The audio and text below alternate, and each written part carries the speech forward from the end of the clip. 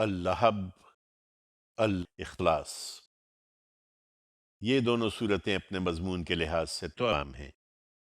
پہلی سورہ قریش کے آئمہ کفر کی ہلاکت اور دوسری رسول اللہ صلی اللہ علیہ وسلم کی طرف سے اس عقیدے کا فیصلہ کن اعلان ہے جس کے منکرین کے لیے ہلاکت کی یہ پیشین گوئی کی گئی ہے۔ نبی صلی اللہ علیہ وسلم کی دعوت کے نتیجے میں شرک و توحید کی جو کشمکش سرزمین عرب میں برپا ہوئی، اس کا لازمی نتیجہ یہی تھا کہ شرک مٹا دیا جائے اور توحید کا غلبہ پورے جزیرہ نمائے عرب میں قائم ہو جائے۔ یہ دونوں صورتیں اسی نتیجے کو پوری قطعیت کے ساتھ بیان کرتی ہیں۔ اس لحاظ سے دیکھا جائے تو ہجرت و برات اور فتح و نصرت کی بشارت کا جو مضمون الماعون اور الکوثر سے شروع ہوا تھا، وہ ان صورتوں میں اپنے اتمام کو پہنچ گیا ہے۔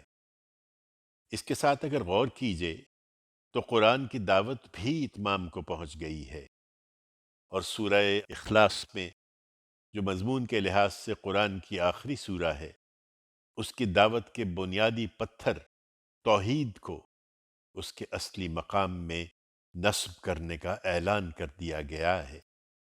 یہ اعلان دوسرے مقامات میں بھی ہے، لیکن اس کے لیے یہ مختصر اور جامع سورہ اس لیے نازل کی گئی کہ مخالفین اس کو شب و روز سنیں اور ماننے والے بھی یاد کر کے تعویذ کی طرح حرز جاں بنا لیں۔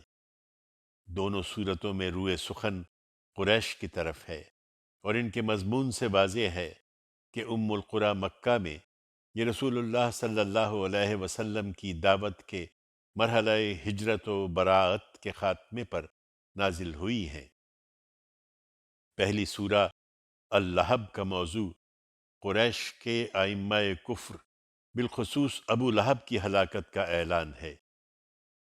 دوسری سورہ الاخلاص کا موضوع اس عقیدہ توحید کا فیصلہ کن اعلان ہے جو قرآن کی دعوت کا مرکز و محور ہے۔ اللہ کے نام سے جو سراسر رحمت ہے، جس کی شفقت ابدی ہے۔ ابو لہب کے ہاتھ ٹوٹ گئے اور وہ خود بھی ہلاک ہوا، نہ اس کا مال اس کے کام آیا اور نہ وہ خیر جو اس نے کمایا۔ یہ شعلہ روح اب شعلہ زن آگ میں پڑے گا، اور اس کے ساتھ اس کی بیوی بھی۔